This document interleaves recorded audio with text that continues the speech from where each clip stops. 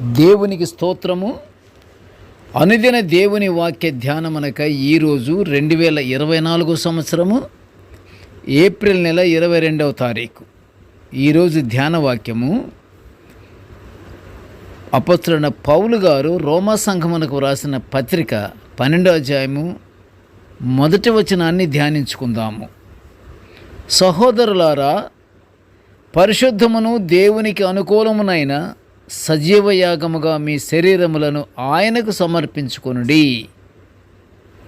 ప్రియ దేవుని బిడ్డలారా, ఈరోజు ధ్యాన వాక్యము మనుషులు వారి శరీరములను దేవునికి సమర్పించుట గురించి ధ్యానించుకుంటున్నాము. పరిశుద్ధ పౌలు గారు రోమా సంఘానికి పత్రిక రాస్తూ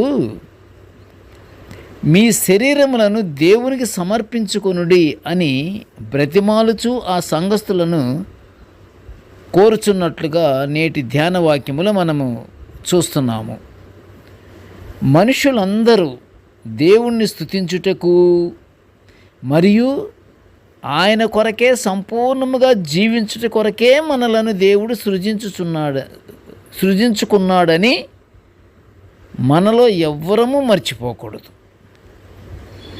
మనము దేవునికి ప్రార్థనలు చేస్తున్నాము.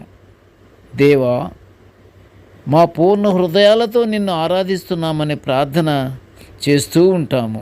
నిజమే, ఇలాంటి ప్రార్థనే దేవునికి ఇష్టము. ఇంకా శరీరమంతటిని పవిత్రంగా కాపాడుకుంటూ దేవుణ్ణి స్తుతిస్తుంటే దేవుడు ఎంతో ఆనందపడతాడు. అదే స్తుతి కేవలం నాలుగుతోనే కాకుండా పూర్ణాత్మతోనూ పూర్ణ శక్తితోనూ పూర్ణ బలముతో స్తుతించే స్తుతులను మాత్రమే దేవుడు స్వీకరిస్తాడు. అది మర్చిపోకండి. అందరూ స్తుతిస్తారు అన్ని వేళల అన్ని విషయాల్లోనూ. బట్ స్తుతి ఎప్పుడు ఎలాగ ఉండాలంటే పూర్ణ ఆత్మతోనే ఉండాలి, పూర్ణ శక్తితో ఉండాలి, పూర్ణ బలముతో ఉండాలి. ఆ స్తుతులు దేవుడు అంగీకరిస్తాడు. పూర్వకాలములో బలులర్పించడం ఇశ్రాయేలు మతంలో ఒక భాగంగా ఉండేది అని మన పరిశుద్ధ గ్రంథము ద్వారా మనము తెలుసుకుంటున్నాము. బలులు అర్పించిన మాత్రాన దేవుడు సంతోషపడడు అని దేవుడు కోరేది ప్రజలు తామే సజీవయాగంగా సమర్పించుకొనుట దేవునికి ఇష్టమని పౌలు గారు ఈ పత్రిక ద్వారా మనకి తెలుపుచున్నాడు. క్రైస్తవ సంఘాన్ని లేక క్రీస్తు విశ్వాసులను క్రీస్తు శరీరం అని పౌలు గారు వర్ణించాడు.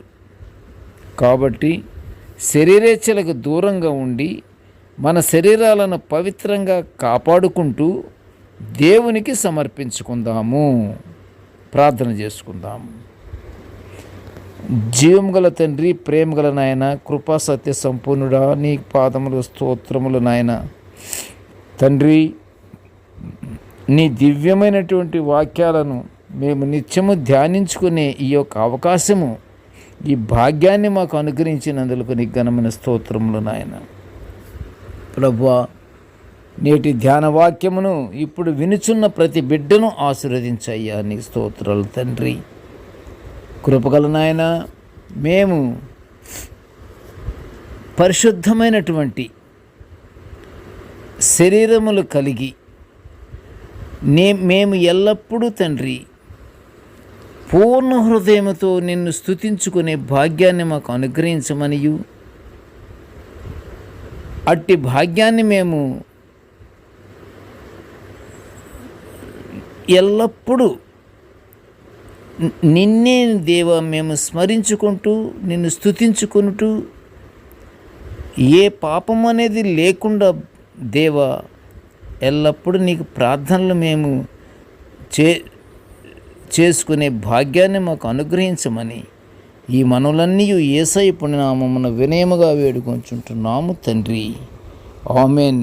దేవుడు మనలందరినీ బహుగా దీవించుగాక. ఆమేన్.